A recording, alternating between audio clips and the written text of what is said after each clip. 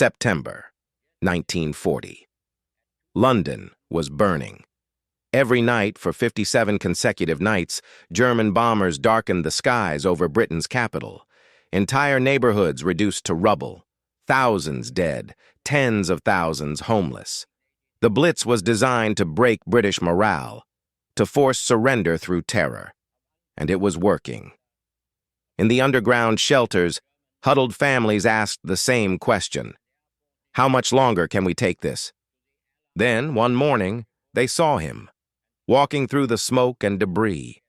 No bodyguards rushing him to safety, no armored car waiting nearby, just Winston Churchill, 65 years old, cigar clenched between his teeth, walking slowly, deliberately, through the devastation. He stopped at a destroyed home where a family was digging through the rubble. An elderly woman recognized him. Tears streamed down her face. "Are we downhearted?" Churchill shouted, his voice carrying across the ruins. The woman straightened her back. Others emerged from the rubble. "No!" they roared back. Churchill gave his famous V for victory sign, and in that moment, something shifted.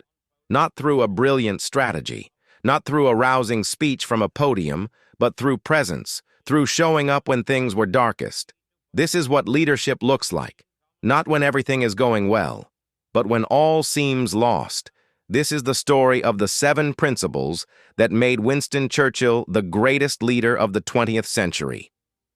Principle 1. Lead from the front, especially when it's dangerous. Most leaders protect themselves first. Churchill did the opposite.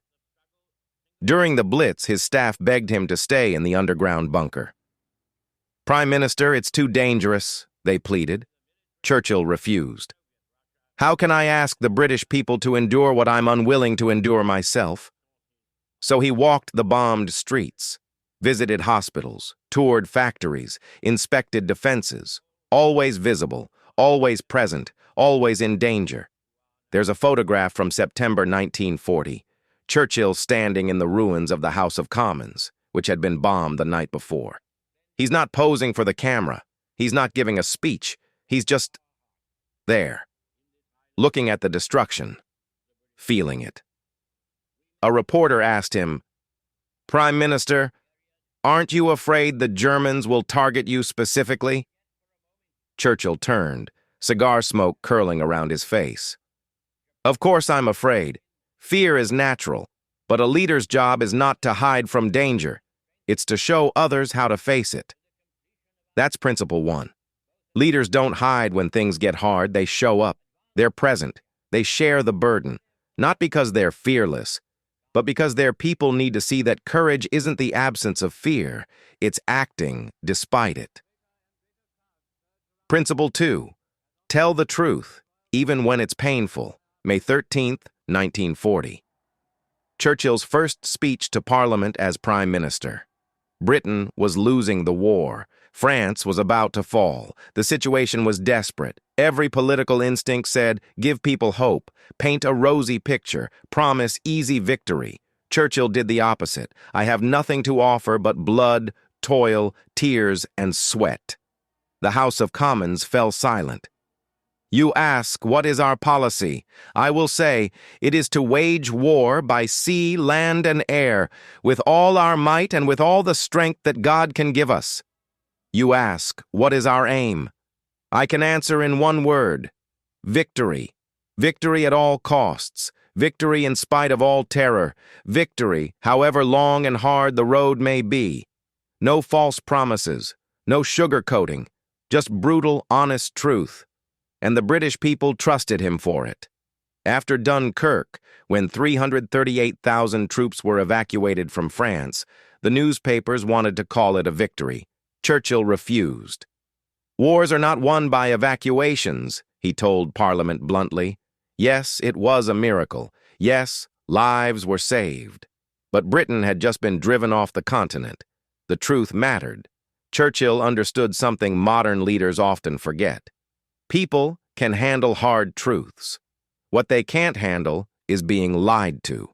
When you tell the truth, even when it's painful, people trust you. When you lie or sugarcoat, even with good intentions, you break that trust. And trust is the only currency leadership has. Principle 3. Master the language. Words are weapons. Churchill didn't just happen to be a great speaker. He worked at it, obsessively. As a young man, he had a lisp and a stutter. Public speaking terrified him. So what did he do? He practiced, hours every day, memorizing entire speeches, rehearsing in front of mirrors. He studied the greatest orators in history, analyzed what made their words powerful. Churchill wrote every major speech himself. He'd spend days crafting a 20-minute address, testing every word, every rhythm, every pause.